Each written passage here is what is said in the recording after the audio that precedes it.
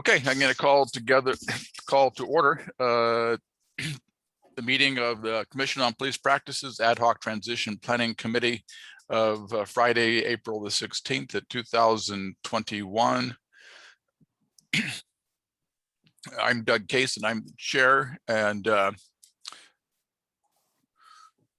I will call the roll by looking through the participants list. So we have Nancy Vaughn, who just joined us, Diana Dent, Patrick Anderson, and then we have our executive director, Charmaine Mosley, and our liaison with Sending for Justice, Kate Yevendetti. And did we receive any public comment? No public comment received, but let me just note that Commissioners Joe Craver, Kevin Harrington, and Brandon Hilpert is absent. Yes, Brandon is on an unauthorized vacation to Costa Rica. Oh, did he? We never voted on that, so. Okay, I just sent him some stuff this morning. So updates, we'll go through this quickly. I did send the document we worked on last week to Joan Dawson. She acknowledged it and said it was helpful and she'd get back to me if she had any questions. She hasn't gotten back to me. And so I'm not sure if that means that everything looked great to her, she's going to incorporate it, or whether she hasn't had a chance to look at it yet, or whether she's going to ignore it. I assume that we'll hear back from her. And my understanding is the plan is still to present something to PSNLN at their meeting in May. The interim operating procedures and the appointment of the executive director are scheduled for the special meeting of the City Council on April the 26th. And so that'll simply be ratification of the actions recommended by the PSNLN committee. The budget process, as you saw, the mayor released the budget yesterday, and we're going to go over the budget as it currently stands today. And so that'll be our first item of new business. And again, the standing rules are on hold until we get through some of the more timely issues. Nothing really new on the proposed investigation process. We sent our document to the city attorney's office and waiting to hear back their response. And I did offer to work on drafting the permanent standard operating procedures regarding investigations, but haven't heard back on that, and I don't want us to start working on that until we have some concurrence that they agree with our direction, as well as what should go in which document. Let me go over what I have listed here as new business. I do not expect to get through all these items today, but I wanted to put them on the agenda so that we can kind of lay out a roadmap of where we need to go. And if anybody wants to add any additional items for future agendas, we can do that under other items and concerns. But the major item today is going to be the budget proposal. My goal is to have us review it and to send the budget proposal with this committee's recommendations for any changes to it to the full commission at the open meeting on what is it, the when's our open meeting, the 27th? So that when we have our budget negotiations and our budget hearings, we can speak with the vote of the commission. And by the way, Charmaine and I had some discussion regarding the idea that was brought up last week that we have the commission grant authority to this committee to make interim decisions as we go through the process. We decided that isn't a good idea because we're an ad hoc committee and we're not subject to the Brown Act. And further, our bylaws, even if we were a standing committee, require that all decisions be ratified by the board. So it required an amendment to our bylaws in order to do that. What I do think makes sense is continue doing what we're doing, and that is to hold on just one second, to have the staff, i.e. Charmaine and Brandon and myself, continue to work with city staff in developing the budget and developing the ordinance with the guidance of the commission. So I don't see any need to have a motion to do that. And so we didn't make that referral to the our outside counsel. Any comments on that? Okay, seeing none, let me then go over what else I put on the agenda. The next item are some of the key items that I think need to go into the implementation ordinance or the permanent standard operating procedures that we haven't really fully discussed yet, especially making recommendations regarding discipline, the process, or making recommendations regarding policies and the results of any performance audits that we conduct, including compliance with the various reporting agencies, as well as the required response from SDPD. And so we need to include not only how we're going to go about making our recommendations, but what is expected in terms of a response from the department. The next item I include there is what our process is going to be for conducting internal reviews by IA. Those are the cases that IA investigates that do not emanate from a complaint. And currently we don't see those under the new charter.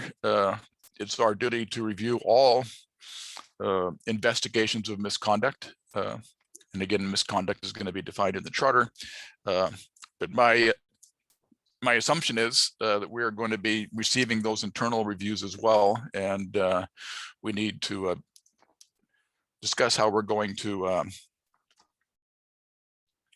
be reviewing those. Something we've discussed but really haven't come to a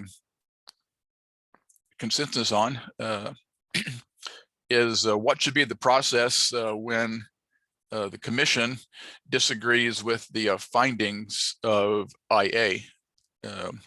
And so either through our review of their investigations or through the our own independent investigation, if we disagree with the conclusion of the department, other than voting to express what we believe the findings should be, what should be the process at that point in time. So I think we need to discuss that because we want, obviously, to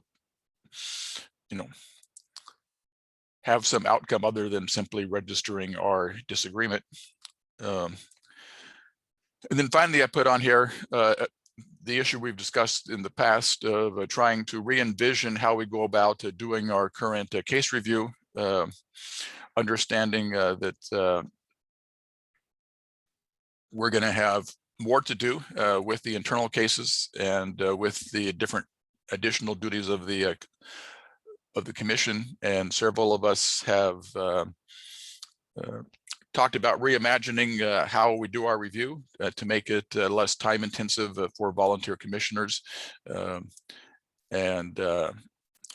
of that we can leave to the permanent commission to decide, but I think that we can begin having those discussions. So anyway, those are the items that I think that we as a transition committee need to begin focusing on. And I put them here so that we can kind of keep them as a running agenda as we go through our next meetings. And again, if there's other items that you think we should be discussing, please bring them up either under other items, or if you think about them afterwards, let me know and I can add them to the agenda for a future meeting. And then I also put them here so you can begin thinking about these things so that when they come up for discussion, we can have some informed conversations. Anyway, so the major goal today is to go through the budget and the budget items that, and Charmaine can attest to this, we got from the Department of Finance are very confusing to read through, trying to make sense of them. And I put them together, and which I think is a simplified spreadsheet. It may still seem a little bit complicated, but if you saw all the different documents that I tried to consolidate, I think I did a good job. And I see Charmaine shaking her head. So let me go ahead and share my screen and pull that up. Okay, and I'm going to minimize that. Okay, so I've minimized my participant list, and so if anybody needs to speak, I guess as a co-host, your hand will show on my screen, but you can just speak up. And probably, well, I'll explain how this is laid out, and then we can just go through them item by item. And I'll say in advance that this is based upon the information that the finance department had a couple of weeks ago. And you may recall that we had recommended that they hire, or that we put in the budget hiring the policy analyst earlier than the start date that we had mentioned there, but their date for submitting the first draft of the budget already passed, but they indicated that that could be modified in subsequent versions. And so let me get a piece of paper so I can make any notes of any changes that we recommend here. So I guess we're going to ask the full commission to ratify this along with any recommendations that we have for changing it. I have something about the very first item. Okay, I'm going to get there in 1 second. Oh, okay, sorry. Okay, just so you can make easier sense of the sheet, the 3 yellow items are the budgets. The first one is the budget for the current year, and I only included personnel in what's highlighted there.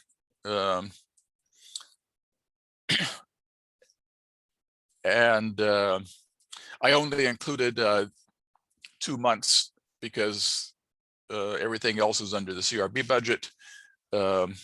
And so it includes Charmaine's salary and the 2 positions that we are hiring. And actually, I forgot to put this under updates. And so Charmaine, can you give us a very brief update of where we are with hiring the executive assistant and the complaints coordinator? Sure. So they just asked me this morning for the position numbers, which I had to try to find out where to locate those position numbers. But the next step is for the payroll department to give me access to the system called NeoGov. And that's where all of the applications and the resumes go through. Once I get access to that, I'll be able to go into that system and look at who applied for the executive assistant position, as well as the admin aide 2 position. And then we will have to cull through there and to be able to select who we want to interview. And then from that point on, then we can go ahead and schedule the interviews. Okay, so the next steps. So when you say we, are we going to put together a committee to assist you? Yes. In review? An interview panel. So I'm thinking it'll be CRB leadership, myself, maybe the executive director from CAB. And if we want to have someone else sit on that interview panel, that'll be great. If you want to, I don't know if Kate wants to. Yeah, is it possible to have a community rep? So Kate or someone from San Diegans for Justice or Mid-City Can or Women Occupy? Mm-hmm. Could we make that a priority to put a community rep on that committee? Yes. Great. Okay. So it's going to be moving kind of fast. As soon as I get those, I guess as soon as I get access to the system, and then try to go through all of these resumes and cover letters and applications, just trying to schedule the interviews, all of that is going to move sort of fast. Kate, would you mind reaching out to your folks to see if there's a volunteer and maybe include Ariana Federico at Mid-City Can in the discussion? You know Ariana, yes? Of course, yeah. Yeah. Yeah, Ariana, yeah, is still involved, and she's actually kind of turned over her work to Yasmin, but I will contact both of them. Great, thank you. And if you want to do it yourself, Kate, you're welcome to do that as well. But, I'm glad I was muted when I laughed. What are the things that we have to think about is if we want to have, these interviews virtually, which would be awesome, or if we want to have them in person? I would say virtually. Okay, noted. Thank you. I think on that note, it's just, and I know we're not talking about this today, but having virtual meetings actually makes this commission more accessible. And I know there are some in-person meetings we should be having, but community events, for example, so many more people are able to attend because they're virtual. So I just want to make that note. Okay, and then so going back, the other two yellow columns, the first one is the budget for the upcoming fiscal year. And then the next one is what we envision as the budget for the subsequent to fiscal year, since we're going to be rolling it out over 2 years, well, probably more than 2 years, but this has, shows what we envision for the next fiscal year and the following fiscal year. And so the top part of it is the personnel, and then the second part of it is the non-personnel, and the non-personnel includes the contract positions. And then you'll see in the columns E and F, there is a column that I marked transfer and a column that I marked new, because I think unbeknownst to us, or at least the commissioners, we actually had a budget for the CRB for the current fiscal year. And the items that are listed there are the items that are in the budget. And so when they developed their budget for the upcoming fiscal year, they rolled over our old budget and then added in all of the new items that we suggested. So on those items where there was a transfer amount, you add the transfer and the new to get to the column, the yellow column for the new fiscal year. That makes sense to everybody? Okay, and then I put in column B which positions are exempt, and noting that positions that are not exempt, we have to go through the city council to create by ordinance an exempt position, and before we do that, we have to go through the Civil Service Commission to get their blessing to create another exempt position. So we're going to have some discussion about the top two, I'm sure, and we'll actually on several of them. So we'll start with the executive director, and Patrick, you wanted to. Yeah, so I think that this salary amount is probably tied to the former CRB being under the city's Office of Boards and Commissions. So that's a city office that has its own executive director and staff that provides some administrative support and oversight of all boards and commissions. The issue, I think there's an equity issue with this salary going forward, because the commission is now an independent commission, which means it doesn't receive that administrative support and oversight, the Office of Boards and Commissions. And so I think there's a suggestion on the table that we investigate, I mean, these are public salaries, but I think we need to look at the salary of the Ethics Board or the Ethics Commission, which is also an independent commission, and tie our executive director's salary to that salary, which I think is much higher in the scale set by the city. So the argument again is that because the commission is now an independent commission outside of the administrative support of the Office of Boards and Commissions, our executive director's salary should be tied to the higher salary of the Ethics Commission. I think that'll help us in the short term and also in the long term whenever in the future it becomes necessary to recruit for the position. And I think in talking to Charmaine, that the Ethics Commission Executive Director salary is $180,000. And that person oversees a staff of what, 5 to 6. And I think that they, how 4. many? 4, okay.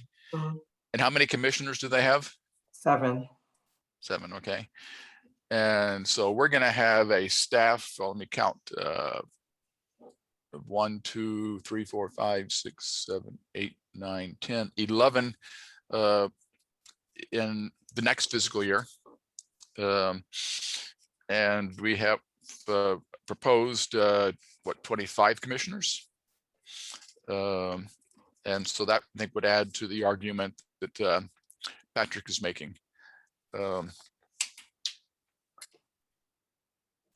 others agree?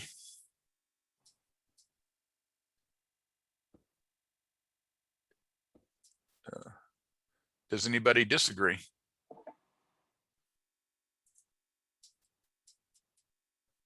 Okay. And so I'm going to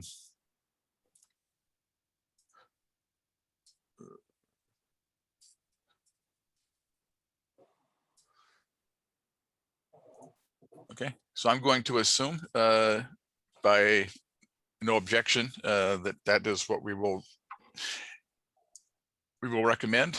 And then the next item that I have here is, and I don't know how to get my go back to full screen, but that's okay.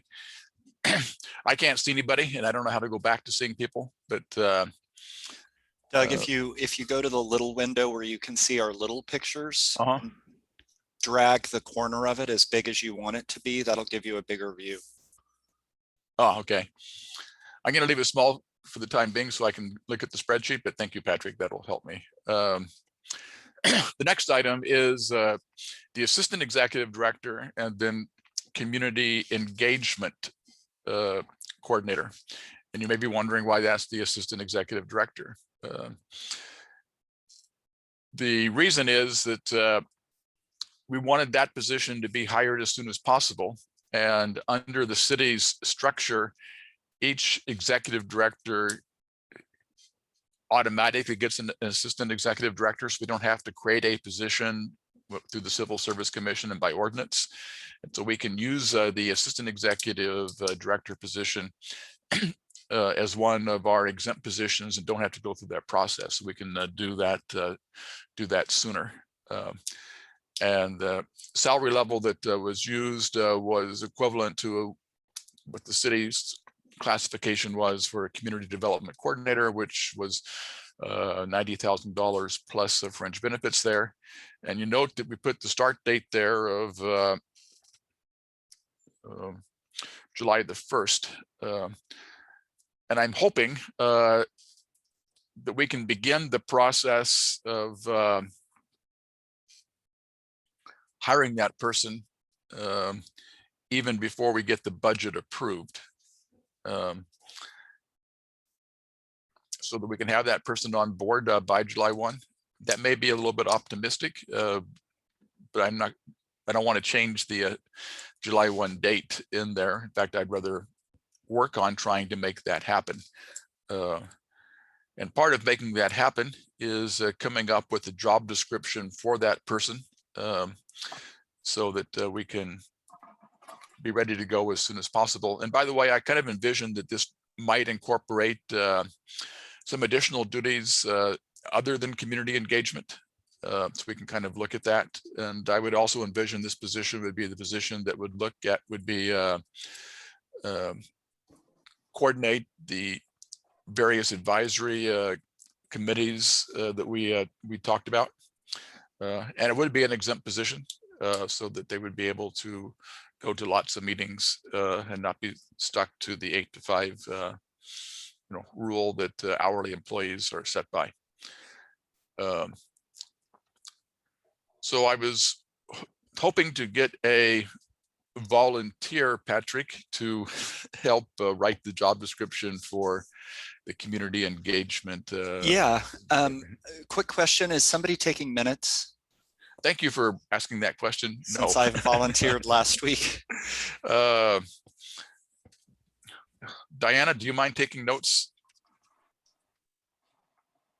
So Doug, I was about to volunteer for that, and it's raising this in combination with the point I raised a few minutes. You were going to volunteer for volunteer to take minutes, or no. I did that last week. I was going to volunteer to write the job ad. I think Diana nodded. Okay, I don't see her still. Thank you, Diana. I appreciate that. Yeah. Okay. So I would like to volunteer to help write the job ad. This is raising a question for me that I think I just want to put on the table. I think one way that the community that has shown up to all the roundtables and so on would, one way that they would see accountability and transparency playing out would be if we involve them in the hiring process for the staff, not just for the position we were talking about a few moments ago, but also here at the level of looking at the job ad, and I realize that adds another step in the process, but it makes me think if I were to volunteer for this and Charmaine and I could get a draft going, I could host a roundtable where I ask the community for feedback on it. And I know Kate was going to ask about getting a volunteer for that hiring committee. What if we had a community rep, a non-voting community rep on every hiring committee? And what if we took volunteers for that from different organizations that have been involved? Is that a possibility? I think it is, but I think we can go ahead and decide now if we want to do it for this position, since we're going to be looking at that's coming up. Okay, so should I plan a roundtable for as soon as possible for Charmaine and I to draft a thing and then put it before the community? Since this is the community outreach position, it seems especially important. Yeah. What would be the title of your roundtable, Patrick? What would you hope to achieve? Well, so the objective would be that Charmaine and I would draft the job ad and the description of duties, basically. I would present that to the roundtable and then ask, do you feel like this is the kind of community engagement you want to see? Is there anything missing from this? Is there anything you want specified in the duties? I think that would be a good sort of 90-minute roundtable. I'm sure there would be some feedback, and maybe there wouldn't be, and then it would be a 20-minute roundtable and we'd be done. But I have a feeling that folks would want to be involved in this at this level. Kate, do you think that's true? I don't know. I mean, I've been thinking about that. I think that it's important to keep going back to the community with various decisions that are coming up. And I really don't know if people would show up for that kind of a roundtable, but I think that if it's presented as, these are going to be the positions that are coming up, and we want input on that, and more general than just the one position. Is that what you're talking? You're just talking about the one position, but I was, just to do it quickly, but I could also do a presentation on all of these. And or just at least let the community know what the positions are that have been set out in the budget, and then specifically talk about the one that's involved with the community. I think that would be, I think it would be important to have. I agree with you. I don't know how well it would be attended, but I think it would be very important. Okay. And I just have another question, because I actually wasn't listening when you volunteered me to do something about the hiring committee. Was that just for the executive director position? No, That's for the executive assistant and the admin aide position. So I'm supposed to find a volunteer to be on the hiring committee for what positions? The administrative aide too, and the executive assistant. Those are the two. Okay. And do we want to include the assistant executive director in that? If that's going to be coming up fairly quickly. we hope. Well, would this be just a general hiring committee for everybody that's coming up whenever, whether it's now or later? I think we can do it on a position by position basis. That's the way you normally do it. It doesn't mean the same person can't do more than one. But Wait, Charmaine, you're talking about on the spreadsheet, item number 9 and item number 10, right? Yes. those are the Okay. Positions. Okay, got it.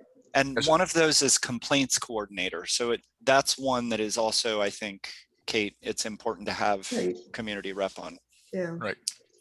Okay. But I think what I hear you saying is we also want to make sure that we have somebody on the hiring of the assistant executive director, particularly since that person is going to be the community engagement Yes. person. And that we look at down the road about having somebody from the community on all positions, but those are the 3 that are coming up immediately. Okay. And then the next item, and the ones we're going over right now are probably taking more time than the others. And so I think hopefully we'll get through by 1 o'clock. The supervising investigator, we have starting on January 1, because we don't think we're going to have an implementation ordinance and procedures developed before then. But it occurred to me that we may want to get the supervising investigator on board sooner, so that person can prep the cases, so that when we're ready to roll, the cases are already prepped. And then secondly, so that person can be involved in selecting the other staff, especially. And so my proposal is that we change the start date to September 1. Can you fix that start date as well? 2002. Oh, did I see? Which one says 2002? Supervising investigator, line 5. Oh, see, that's what's currently in the budget is next January, which would be 2002. And so I'm suggesting we move it up so that it's You mean? No, Doug, it should say- it you've should say skipped 20 years. 2022. I skipped- You went back 20 years. It's like Back to the Oh, Future. I didn't see what you were saying. Sorry about that. Here we are. Well, So you're saying to change that to 9/1/21. Wait, he's changing the wrong one. Now it's 1905. But go-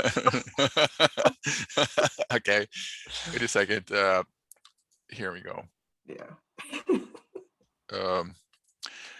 And I'm not going to make the changes on the spreadsheet. I'm just going to make notes, and hopefully Diana will catch them. And so just to make sure we've caught them, the executive director, we're going to recommend a salary of up to $180,000, which is what the Ethics Commission executive director gets. The supervising investigator, well, my suggestion is that we move that up, and I heard some nodding or verbal agreement from Patrick. Does everybody else agree that we ought to get the supervising investigator on board?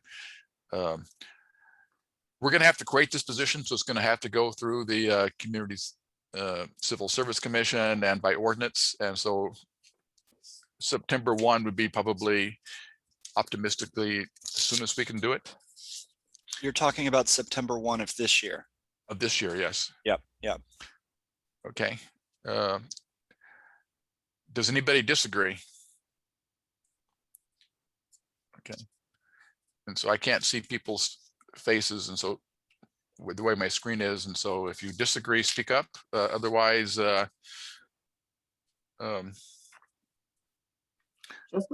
Just an FYI, as these positions are being created, like the executive assistant position and the admin A2 position and the other non-exempt positions, MEA, which is the union, has asked, they're gonna be notified by HR. So once that's done, they can also respond and request information. So this morning, they requested the organizational chart for CPP. So I just want to give you an update on that as well. Okay. And by the way, did we distribute that to this committee? The org chart, Yeah. I don't remember, but I can, and I'll also post it onto the website as well. Okay, because we had a request for that, and Poppy worked with Charmaine to develop the org chart, and I don't think we shared it with this committee, and so I don't remember seeing it. okay, so we'll get that to send out to, we'll send it out to the full commission with the with our budget recommendations as well as the investigation recommendations. Okay, the performance auditor, the city already has a position of performance auditor, so we kept that, and the salary is $92,000. Well, the investigators, we were going to start with one investigator for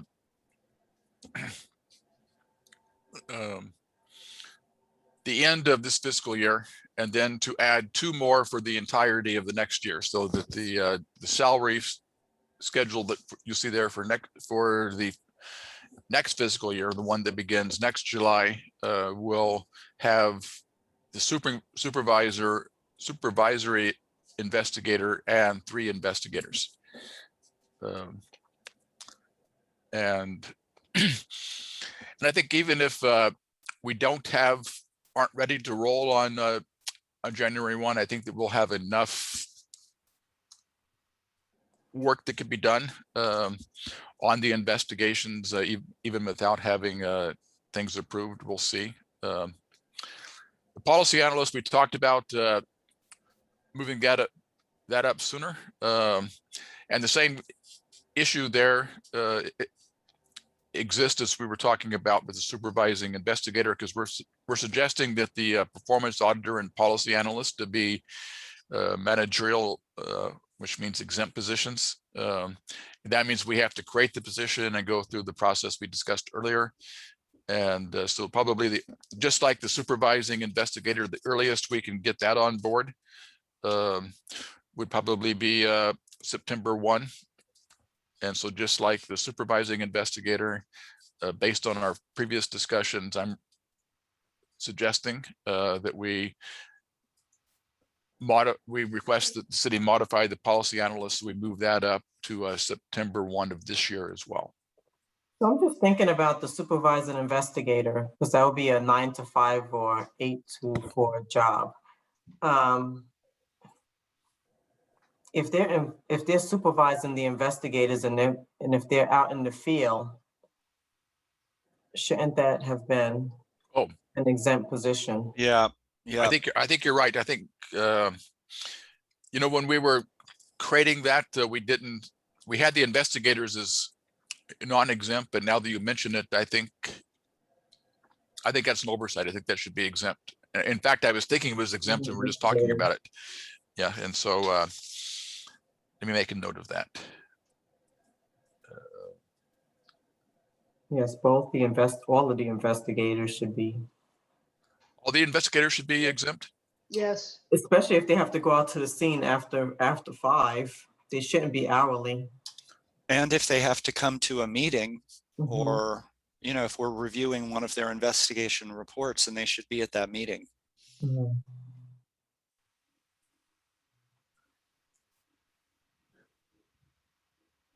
Okay, we may get some pushback from that, but we can request it. So can I just ask for clarity? So there's no way to have a non-exempt appointee have work hours other than 8 to 4 or 9 to 5? No, the work hours can be different, but the point is they're an hourly person as opposed to a salaried person. And then when they go past the hour, I guess their set time, then you get overtime. They get time and a half. So that's the difference. And so they're, a managerial person has the salary and they get paid that salary regardless of the hours that they work. But a hourly person, which is a non-exempt person, is paid hourly. And if they work more than 40 hours in a week or more than 8 hours in a day, they get overtime. So that I understand federally, but I was confused by the 8 to 4, 9 to 5 thing. I was just using that as an example. So I meant hourly instead of a specific time period. So, yeah, I think investigators, what are detectives in the police department? Are detectives considered exempt? I think they get paid overtime. Yeah, so maybe On their- investigators Yes. should stay non-exempt, because the closest model of that would be a detective in PD, right?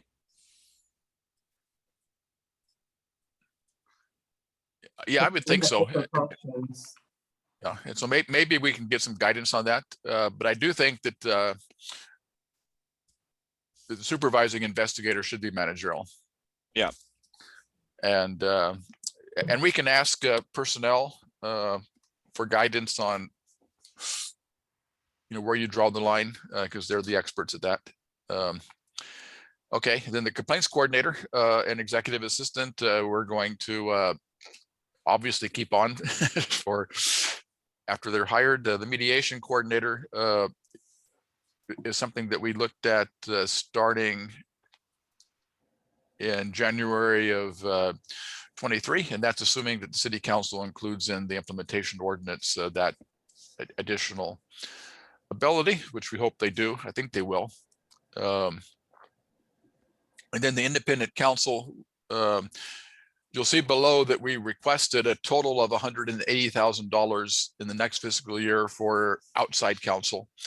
And then starting with, we have a start date of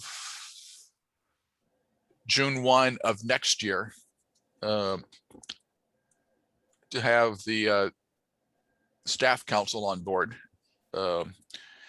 Keeping in mind that we want to have the permanent executive director selected and have the permanent executive director and the new commission after they're seated be involved in the selection of that person.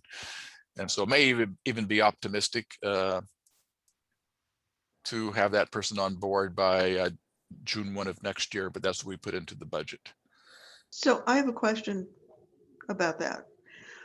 It looks to me like what you've put in the budget is basically for a full-time independent legal counsel. Is that right?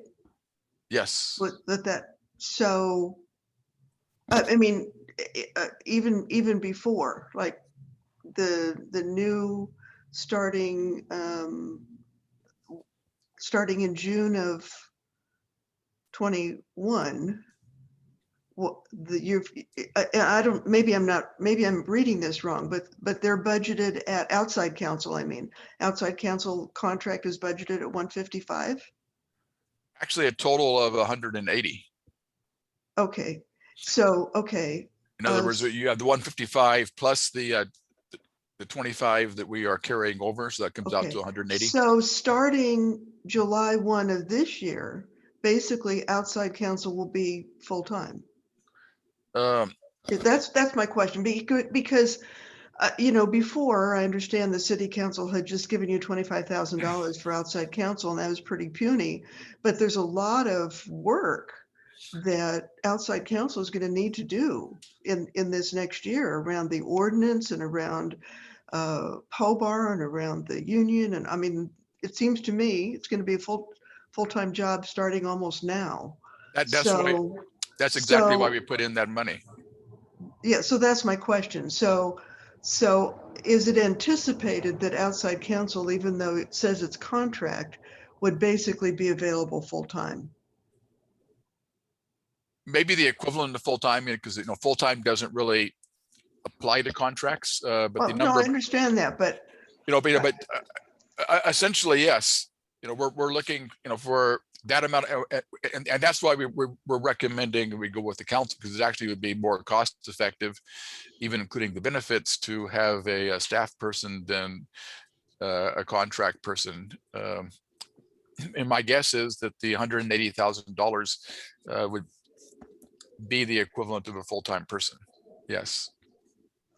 So I get, and assuming that, I don't know if assuming somebody knew, or there would be a new process for dealing with this, because this is a lot different from who you currently have, but there would be something very clear that that person is expected to be available basically on a full-time basis. Yes, I mean, I don't want to say full-time because it's a contract, but the number of hours we would expect would be probably the equivalent of a full-time, yeah.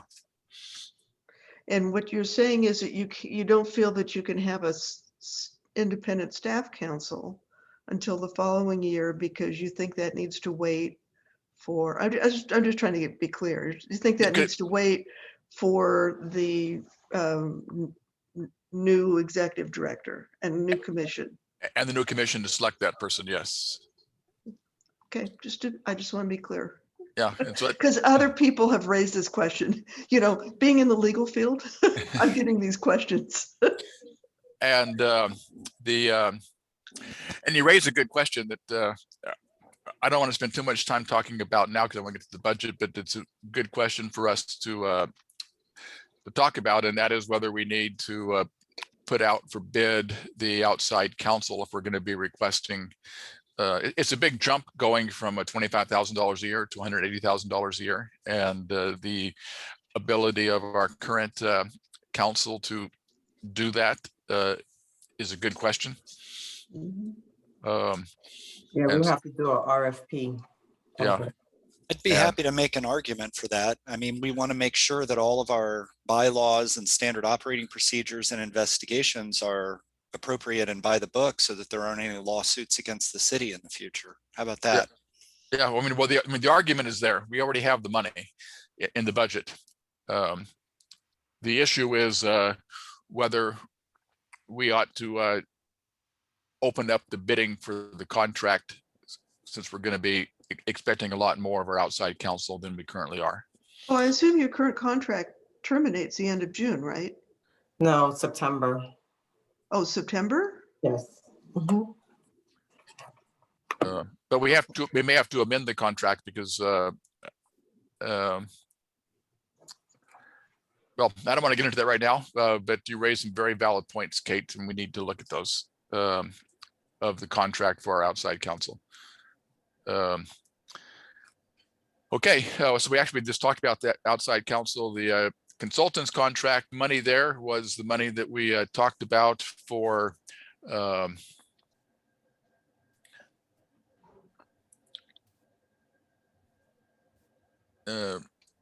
helping to develop our internal procedures, helping to train the commissioners and so forth. So this basically is NACOL type of people we would contract with for specific purposes. The professional IT services is what I guess we currently get charged, and that's $15,000 a year, and that would wait. I'm sorry. The consultants, I think that also was supposed to include mental health experts, addiction treatment experts, yes, homeless outreach people. Yes. Type of experts that the commission needs. So is 20,000 for a year really enough?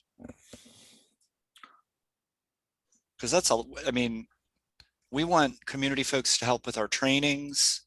We want to get input from, specialists on cases. Normally we can ask organizations that have those levels of expertise to do it on a basis. I know we can ask, but those individuals that we might have to bring in from the outside, from maybe outside San Diego or someplace else, we might have to pay them. So it's good to have that money on the side in case. Oh, I agree. I think we need more of that money is what I'm saying. I think we put in, if you look at the number 31 trainings, and so that's a separate line item of another $20,000. And so maybe I misspoke when I talked about using the consultants for training, because that actually is a separate line item. So this is more of if we're going to have, like you were just talking about, if we have a case and we want to get a use of force expert, we want to get the mental health expert and so forth. And so those would probably be on a, consultants on a particular case or a particular issue. My suggestion is, wouldn't it be a good idea to be more generous with that budget line which would encourage the commission to call in people more often to get outside expertise. So if we were to have, let's say 40,000, which, you know, it's an extra 20,000, it's a lot of money, but not to the city. What that would do is it would enable, but also encourage commission members to say, hey, we may think we know what's going on here, but actually this is a good time to call in someone who actually has expertise in mental health and homelessness. I think we should err on the side of asking for more, in short, because I think it would change a part of the culture of the commission to encourage us to seek guidance. So other comments? Do people agree, disagree? I don't know. I don't think the commission really thinks about money. Yeah. When Yeah, it but we comes need, to, like, you know, requesting things, they just request it. So I don't think they really think about money. And then, you know, as the executive director, I have to try to figure out, okay, can we get somebody to come in that has this expertise? Or commissioners have connections with individuals that can do that, but it'll be up to the commission how they want to proceed.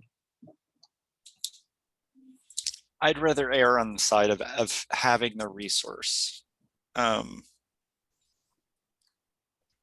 Yeah. So you're proposing to double that line item? Yeah, I think to start, and maybe, you know, it's one of the things that if we don't use it, then we can be honest. I'm okay with being honest about that and reducing the line item in future years. Okay, and then Nancy and Diana. I was just, thinking, how do you, on line 31, when you have training and consultants, how will you differentiate that? So I think the consultants would be more for dealing with two things that come to mind. One would be case specific. And so if you had a case, it was a use of force case and you wanted to have a use of force expert look at it, or you wanted to have a mental health expert look at it. But you may also want to have a consultant deal with a policy issue. And so there may be a, for example, we may want to hire a consultant to set up the mediation program. Or we may want to have a consultant who is an expert in First Amendment issues to advise the commission on the protest policy or something of that nature. So the consultants would be advising the commission on issues where we need expertise, whereas the training would be people who train the commissioners on their duties. Well, not only train the commissioners, but train the commissioners and the staff. And admittedly, there are some people who could, who could do both. But that's where I would draw the line between, consultants and okay, we're getting near 1 o'clock, but we may still get through this because the rest of them shouldn't be that controversial. So I'm going to, if we can put in the notes that, well, Diana, do you agree? Okay, I'll work with that. Okay, I and have a question for Patrick about this. Patrick, do you distinguish consultant from trainings? It seems to me the same pool of people would be. no, not necessarily. Really? Yeah, so you could have somebody who is an expert on a particular type of situation, looking at a case, like the experts that are testifying in the George Floyd case, or whatever, whereas somebody who is going to be training on how to do investigations or so forth. And so there's some people whose skill set could be both, but and we have both in the budget. And so there's some people who could do both, but what Patrick is suggesting is that for the consultants, we're going to consult on specific issues, and they could be related to cases or related to policies and practices of the department. We would double that. So I don't see any distinction. I don't know why we don't just combine it and then you've got your 40,000. because I think what Patrick is suggesting is that he wants more for the consultants. Is that correct? Yeah, and I think I'm erring on the side of too much for sure. But the rationale is that in all the work we've done up to now, the community urged us, and we've done this at their request, to include subject matter experts throughout our documents. And so what we're being asked to do by local folks is to call in subject matter experts at all these different stages of our work, including case review, including policy review, including legal analysis, and including training. And by the way, including community engagement. And so what I'm suggesting is that because we're going to be doing that, I don't think we've really called in a subject matter expert for case review or policy review in the years that I've been on the commission. We've called them in for. But if we have a policy analyst here, I know that these things can be intertwined and not truly separated, but I'm agreeing with Nancy that if we're going to be doing trainings, because we've had people come in who are expertise in their field to do some trainings with us. So I'm just, I don't. Well, I hear what you're saying, and maybe I'm being too greedy.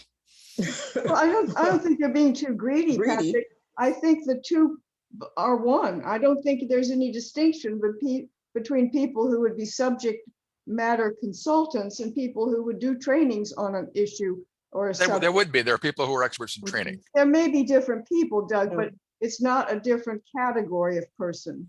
Yeah, but the trainings could also be doesn't necessarily have to be bringing somebody in. It could be sending our staff to a workshop. So for example, the workshops that we went to in LA, or the ones that were local were remember the internal. Did you participate in that one? The one where we had the 3-day workshop on investigations that the police department paid for. Yeah, so it could be not only so that's why we separate them out, because the trainings could not only be having an expert come in, but it could also be sending our staff to a local workshop, perhaps in LA, perhaps Nashville. I'll go. And Nancy, I have a little comment on this. I don't know about the money itself, and maybe you want to keep it the same. I think you need to have the two categories separate. I see that the policy analyst might want a consultant on an issue that they're working on, because not one person isn't going to have expertise in all the policy issues that come up. So it's not necessarily somebody who would be involved in a training. And I think the commission just needs to work with it and come up with how you're going to work with people in these different categories. I always think more money is better for more experts, but that's because that's what I get paid for. So if you want to leave the money the way it is and see how it works out in the first year, then you may just need to work through that. No, but I think I agree with both Doug and Patrick, and then I think they need to be separate categories. I think that if we run out of money in one category, we can always pull from another category within the city. So yeah, they're sub-9s or whatever you call them in the city. I do want to say a comment got made a few minutes ago. I think, Charmaine, you were saying we can call in for trainings, local organizations, and so on. I think we should. We can use NACO, we can use local organizations. I think, a lot of us have these connections and networks that we can tap into, which is very helpful. Yes. And the policy analysts can also make those connections and might have connections as well. So, but I think we should get in the habit of compensating them, because a lot of these organizations are community work, uncompensated work, and we're asking, or relatively low wage work, and we're asking people to come spend time with us for a full day on Saturday or on evenings. And I think we should get into the habit of paying honoraria or some kind of stipend for that, for those folks. I don't think we should just, I don't think we should continue to rely on their generosity in giving us their time. I think we should compensate them. So. Okay, so I'm not sure we ever got a consensus on how much whether we should modify the consultants line item. What if I propose 30,000 instead of 40? Is that a good compromise for folks? Diana and Nancy? I didn't have any problem with the 40, Patrick. I'm just having trouble distinguishing between somebody who is exclusively a consultant and somebody who does training and is a different kind of person. I think they're one and the same. Well, they're not one and the same, Nancy. I already explained that it doesn't necessarily have to be a consultant. It could be going to another program, and that's why it needs to be Nancy, let me put it this way. Maybe one person is good at all of this stuff, but they're two different job categories. One of them is consulting on specific questions related to cases and policies. The other one is teaching a class, and those are two separate jobs. So it may be the same person, but we're paying them for two different activities. The good thing is we're going to have a budget person. Yes.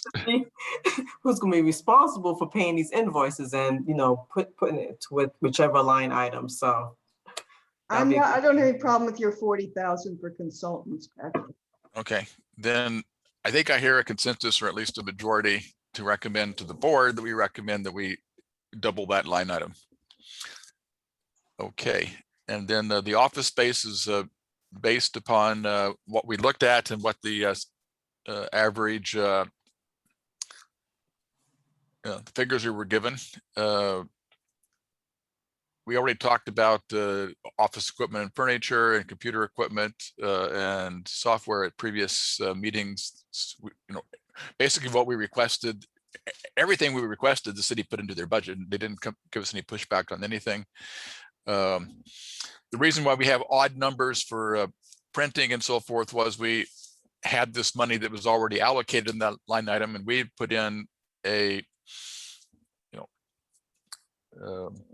some blanket figures like office supplies of 6,000, and then we found out there was already $279 being rolled over. So that's how you come up with 6279. That wasn't out of the air. That's how those numbers came up with. I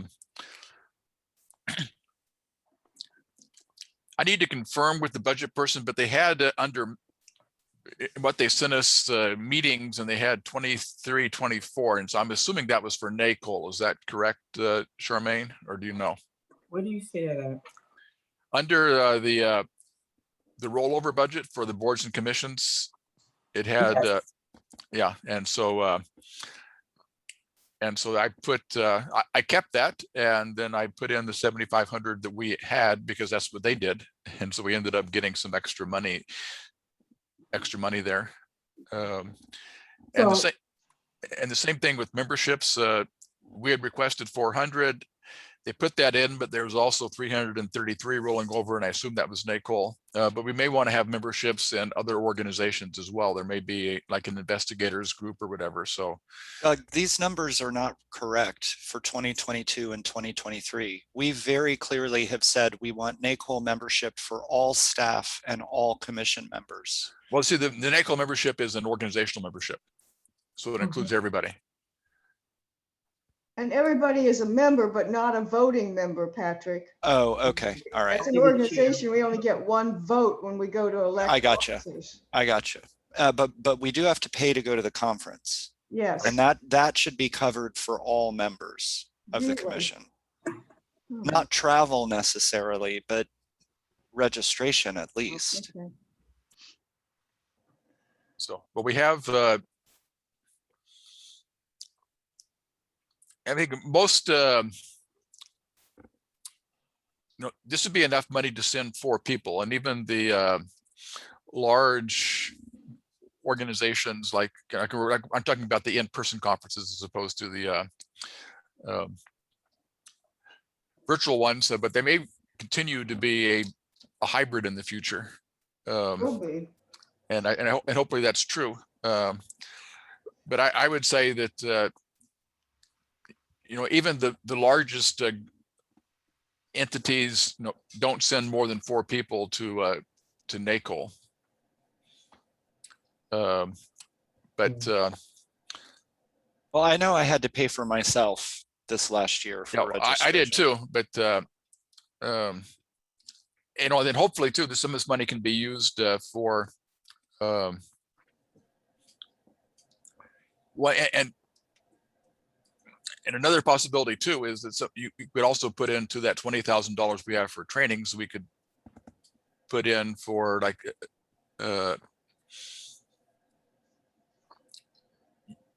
the training is for both commissioners and staff, and so we could also put into that line item. Doug, here's my issue, and it relates to this, it relates to food, and it relates to transportation allowance.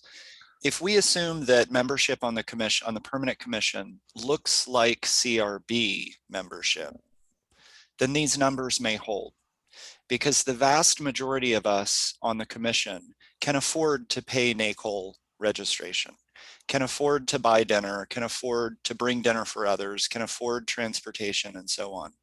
But one of the resounding messages from the community is that membership on this commission is not accessible to many of the very communities that are most affected by our work. And I think we need to build in assumptions of a very different kind of commission membership as a desirable thing, that we have more representation from people who can't just afford to plop down $250 to learn about the history of oversight and best practices in oversight. And this I was just saying is that some of that training money can be used, for example, to pay for a commissioner's virtual registration for a virtual conference. Yeah, but then you're moving money from training over to a category that's travel and conferences. Why not, or conference registration? Why not just include it in conference registration and assume maybe more than 4 people want to learn the best practices from NACOL? Well, I mean, it could be more. I mean, but travel means you're moving to go to a conference, whereas training normally is something that happens locally or something that happens virtually. And so if you're going to a seminar, whether that seminar is in San Diego or is being held over the internet, that would come out of a training budget. Whereas but there's a conference registration fee budget. That's what I'm talking about. I'm talking specifically about conference registration for NACOL. Yeah, and I think I think the intent there was for, and that's why I put travel/conferences. Those would be for the ones where you go in person. So that would include your registration fee and and your travel expenses. Doug, you've got 2 categories here. Right above travel conferences is conference registration. Oh, I see. But it's, okay, then that's even better, because then we can use thank you. We can use that conference registration fee. So are you suggesting that we move the conference registration fees into the training? I am suggesting we increase conference registration fees budget line item from 2,500. I don't know, I think NACOL's $250 or so. So that times 20, let's say, that's $5,000. So increase that by $5,000, and that takes care of my objection. Okay, so the conference registration fee you want to be 7,500. That would encourage more commission members to go to a virtual NACOL meeting, and it would cover the costs. So the assumption is not that we can cover it ourselves. So I have a question. So when you say it covers the cost, does that mean the cost of staying in a hotel, the cost of meals while people are elsewhere? I mean, no, we're all talking of that about sort of thing, precludes people from going to places. but this is for the virtual part of the NACOL conference. I'm Oh, just asking for okay. that Well, part. so how do those other costs get covered if the conference is only physical? No, so 29 covers the people who go to the actual physical conference. And So that's and- not just travel, right, it's it's other expenses. Mhm. travel. Usually there's like, if you're going, you get a certain dollar amount to cover some Kind of of like the a per costs. diem or something. The per diem. Right, exactly. Okay. But I And know sometimes it's kind of hard to get members to go to the physical conferences, even when we don't have leadership going, just because of the travel and how far away it is, those sort of things. So, Patrick, I understand what you're saying, keep the options open. Yeah, Um, if you had come to me before it was virtual and said, we cover the costs if you want to go, I would have gone in my first year. I'm just saying, I like conferences though. I'm a nerd. What the commission used to do is, it was leadership. It was open to CRB leadership.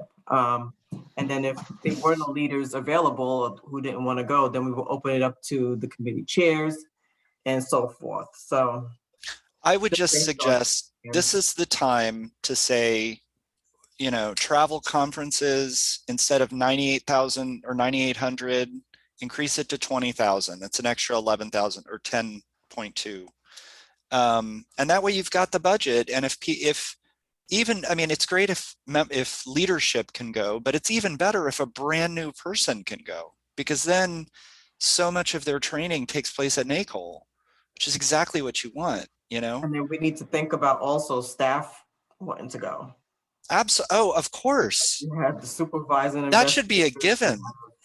That Okay, should be a given.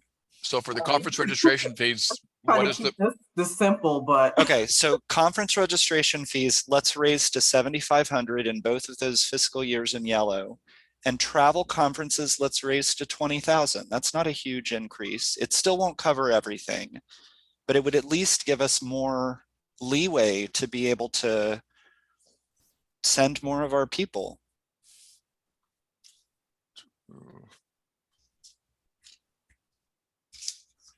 so you want to have another $10,000 in travel? Yeah, I do, Doug. I do. Thank you very much. Okay. I would like that. I'm gonna have to leave soon. Okay. To really- So- Then Doug, my last comment is you've got food products here stuck at $2,000, and that needs to be 10,000 at least to cover meals for commission members at meetings, not just the closed and open meetings, but at all commission voting meetings. Assuming that we go back to in person. Assuming that, yeah, and I'm all in favor of staying virtual. I'm all in favor of that. So I'll be Me too. arguing for that later on, but if we, that money can be used for food at community engagement events then in person, or for trainings or whatever, so that Nancy can get reimbursed for all the delicious stuff she brings. So take that up to 10 or 20 or whatever I said. Take it up to 100. Let's get Chez Panisse to cater our meetings. It seems like a lot of money, particularly since other commissions don't do that. We're the only one that gets, and see, I don't think like the Ethics Commission sends all their commissioners to conferences. They might send their executive director to a conference. I don't care what the Ethics Commission does. We need to ask for what we want. And if they say no, they say no. But I don't, I guess my philosophy is we need to keep within what the city's norms are if we're going to be, taken seriously by the city council. And so raising that to $10,000 seems kind of high to me, maybe to 5,000. On the list of recommendations from the community town roundtables, one of the top demands is that meals be provided for commission members at commission meetings. So if the city council wants to hear that again, we can point to those lists of top recommendations. That's all I'm saying. Yeah, let me just say something else. The commission is not the norm of every other board and commission. This commission is going to have youth seats. It's going to specifically look for diverse membership. That I don't know who's on the Ethics Commission, but my hunch is it doesn't contain all the categories that the commission's looking at. And with that, you're going to come up with a lot of people who simply can't afford to be on the commission with the time commitment and those other kinds of things. So I'm with Patrick on this, surprisingly enough. Yeah, but keeping in mind that if we reimagine the commission, we may not be talking about having lots of 4-hour meetings.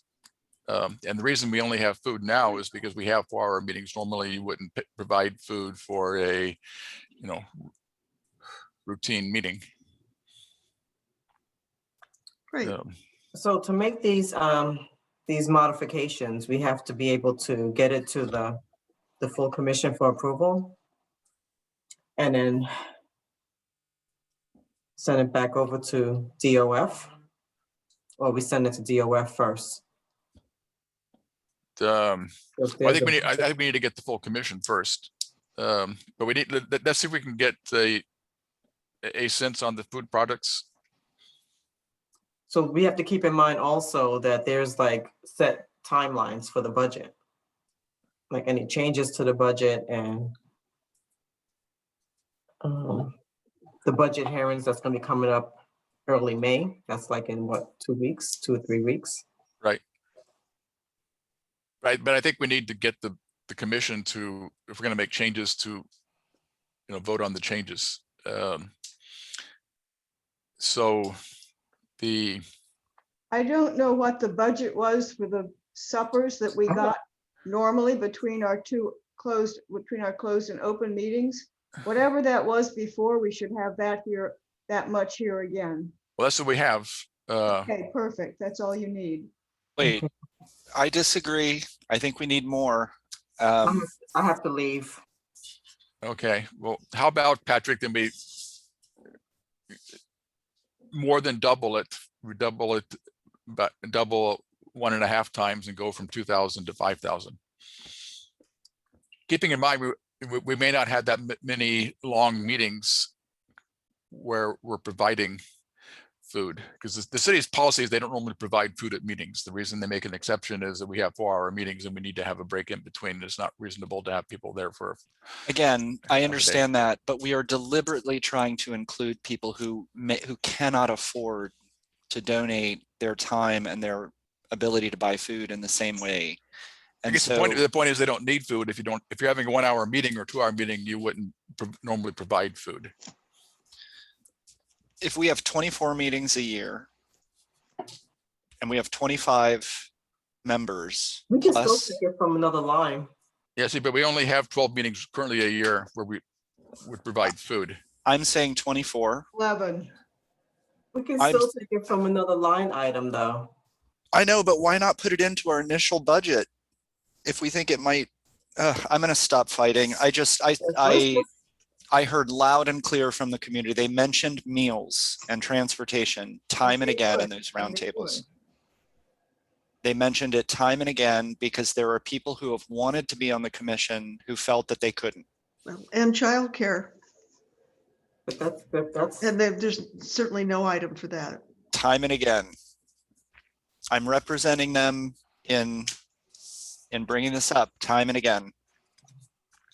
I don't think we lose anything and just, I mean, why are we bartering about this? Why not just increase it to I know, we 10K? have to- and Because we need to be reasonable and we have to argue it before the city council. I'll do that. If you want me to do it, I'm happy to do it. My Yeah. dad was a preacher. I know how to get up to a podium, believe me. Anyway, all right, I'm done. I know Diana's about had enough. So I don't know where we came to a consensus. Can we go from 2,000 to 5,000? That sounds good to me. Okay, and then, the transportation allowance,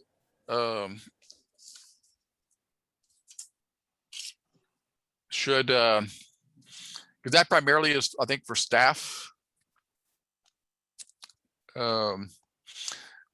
For the investigators who go out to the field or whatever it happens to be. That cannot be enough. If we've got a team of investigators going to crime scenes, going to interviews. Yeah, and actually what the number I have there was actually what was rolled over.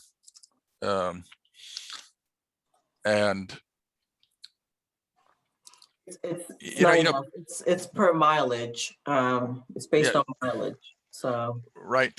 And most of it's going to be within San Diego, so it probably should be increased. But we also could put, it may require a change in city policy to pay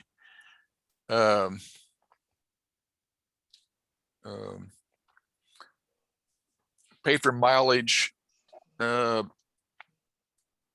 members to come to commissions, because that was something that the grand jury recommended and the city council rejected previously.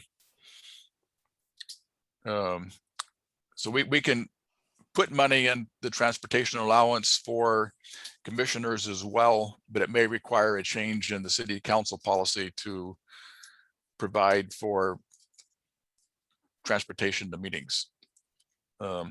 So what should we do?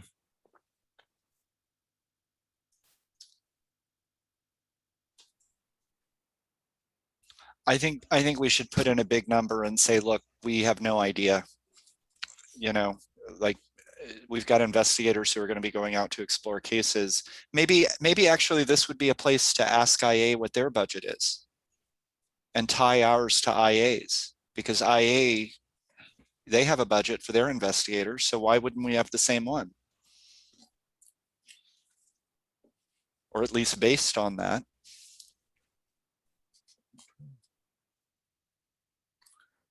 So Charmaine's still here? I don't know. She said she had to go, so she may not be.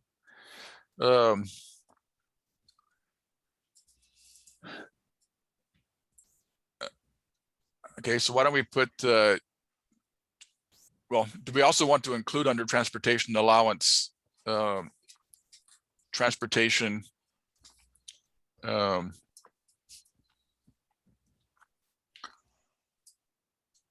for commissioners? Yes. All staff, including volunteer staff, should have mileage reimbursed. Okay. Okay. And that'll require a change in city policy because they don't do that for other boards and commissions. Is that policy for the Office of Boards and Commissions or the city charter? I think it's for all, it was the city council policy for, you know, what they reimburse for. You know, so the planning commissioners. It was so short-sighted. That is so disappointing. That is so disappointing.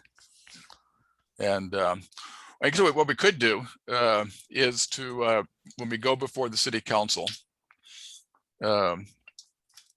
to say we do not include in our budget money for volunteer commissioners for transportation and childcare, but this is a need we heard from the community. If the city council policy allows it, we would like to see that incorporated. And Yeah. if we get a positive response, you know, then we can work with them to come up with an amount. Does that sound like a reasonable approach? Yeah. Were you gonna, going back to just the last thing, are you gonna ask IA for their budget for? Yes, You are. Okay. Yes, I was going to ask Charmaine if she would, but it looks like Charmaine dropped off. And so I'll, why don't we just for right now, put in 2,500 just as a placeholder. Because that would be a reminder that we're going to be increasing it. And then I'll find out from IA what they actually have, and we'll modify that, but just for the time being. Okay. And we're already over by half an hour, but let me just make sure, do a real quick recap to make sure we got everything correctly. So the executive director, we're going to change to 180. The assistant executive director, we're going to keep the same, but Patrick is going to work on the job description and is also going to organize a roundtable or some meeting where we look at, well, actually, we're going to look at a roundtable where we talk about the job descriptions of the various positions. Supervising Investigator, we're going to move up to a September 1. Policy Analyst, we're going to move up to September 1. Doug, I didn't realize it was 1:30. I have to log off. I have a 1:30 meeting. I'm Okay. sorry. No problem. Thank you very much for all your work. It's intense. Okay. And then I just wanted to get, okay, so for the consultants, we're going to move that up to a 40,000. And for conferences, we're going to raise that to a total of, I'm sorry, for the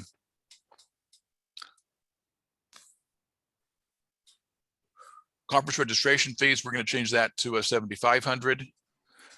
We're going to change the travel. We're going to increase that by an additional 10,000. Food products, we're going to change to 5,000. And transportation, we're going to put in 2,500, but we may change that depending upon what IA has. And then we're going to request at the budget hearings money for childcare and transportation for commissioners and see if we get a response. Did I get that correct? Yes, and Yes. Doug, I have a question. I know everybody wants to leave and so do I, but I am now unclear about, I'm trying to find somebody from the community, from one of our community groups to be on this hiring committee for the admin assistant and the executive assistant, but they're supposed to be hired in 2 weeks by May 1. So I'm really confused about the timing. I don't think of it's going to happen this. that quickly because we haven't gone through the process of, we're just now beginning the process. So the money is there. That's what we requested, but we're right now at the beginning of the hiring process. And so I guess Charmaine has applications to still, in other words, we have not begun the selection process. Well, so my question is, how soon do I have to find somebody? What should I tell them? When should I tell them this commitment starts? Within the next couple of weeks would be my guess.